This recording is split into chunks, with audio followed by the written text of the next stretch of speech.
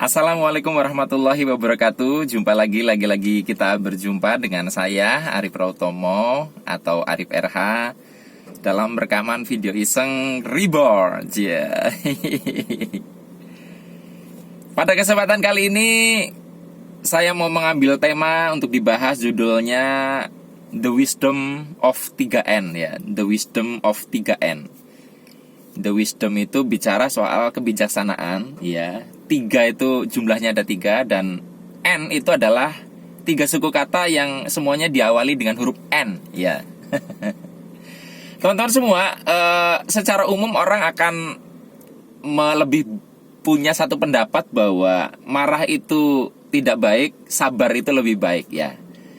Nah, tapi kalau coba kita renungkan, apakah itu betul-betul seperti itu? Contoh ya, misalkan bangsa Indonesia itu sabar terus sampai sekarang, tidak melakukan satu perlawanan ya terhadap apa yang dilakukan para penjajah kepada kita.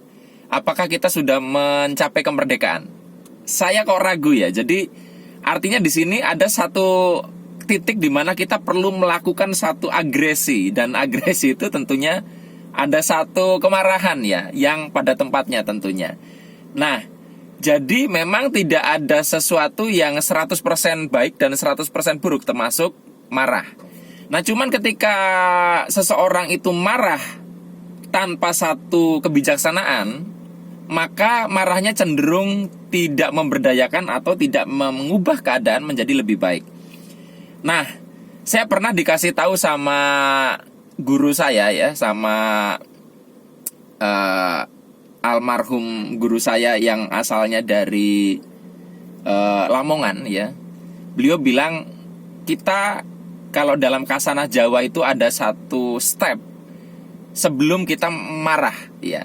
Nah, sehingga marah ini betul-betul bijaksana. Jadi marah dengan bijaksana. Nah, stepnya ada 3. Yang pertama adalah ngalah ya. Lalu setelah ngalah, ngalih. Setelah ngalih, ngamuk. Ya, ngamuk itu marah ya. Oke, kita bahas dulu. Ngalah itu artinya kita tidak tidak ngeladenin ya. Misalkan kalau Anda lagi diem aja nih, diludahin orang, jrot gitu loh. Oke, ngalah, nggak apa-apa, diem aja gitu loh. Diludahin lagi, cuh. Oke, ngalah gitu loh. Nah, sampai pada satu titik kok diludahin terus ya, maka Anda putuskan untuk berpindah, ngalih ya.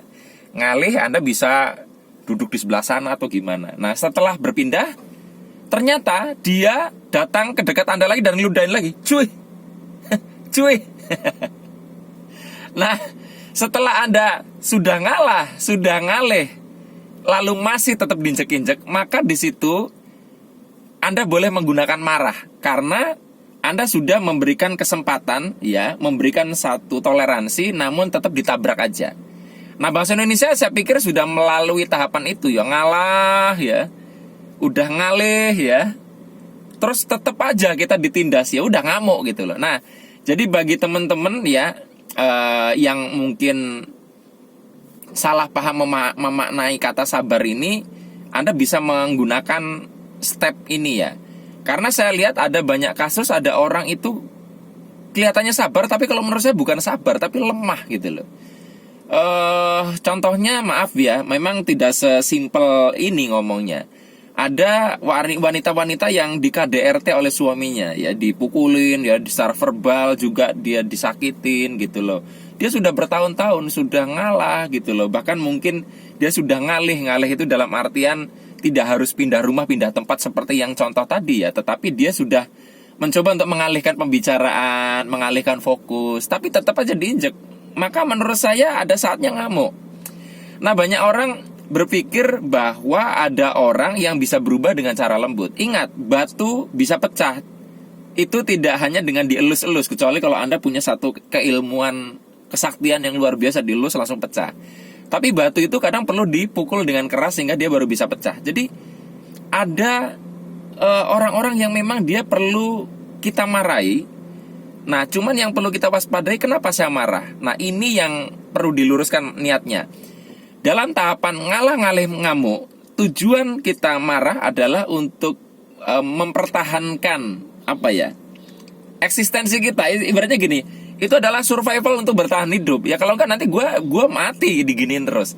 Yang kedua adalah niatkan untuk memberi sinyal kepada orang itu bahwa Anda tidak selemah yang mereka kira. Karena biasanya orang nginjak-injak itu kepada orang yang dia anggap lemah, ya, atau dia sudah berpikir orang ini tidak akan melawan terus. Nah, selanjutnya adalah Anda niatkan bahwa dengan cara ini dia jadi berubah sikapnya sehingga tidak lagi melakukan hal ini kepada orang lain. Cukup kepada Anda saja. Nah, jadi kalau misalkan di Facebook Anda juga bisa aplikasikan ya. Di komen yang aneh-aneh terus ngalah gitu ya. Ngalih ya, masih juga begitu ngamuk, silakan. Tapi kalau misalkan Anda sudah punya satu getaran yang sangat tinggi, Anda bisa menyentuh orang, mengubah orang tanpa Anda harus menggunakan energi marah. Itu kan, tapi balik lagi kasusnya tidak selalu begitu. Jadi teman-teman sesuaikan saja apakah tepat menggunakan rumus 3N ini. Baik teman-teman semua, mudah-mudahan the wisdom of 3N ini bisa dipahami dan bisa diaplikasikan. Sampai ketemu lagi dalam rekaman video Iseng Reborn yang selanjutnya. Saya akhiri, billahi taufik wal hidayah. Wassalamualaikum warahmatullahi wabarakatuh. See you.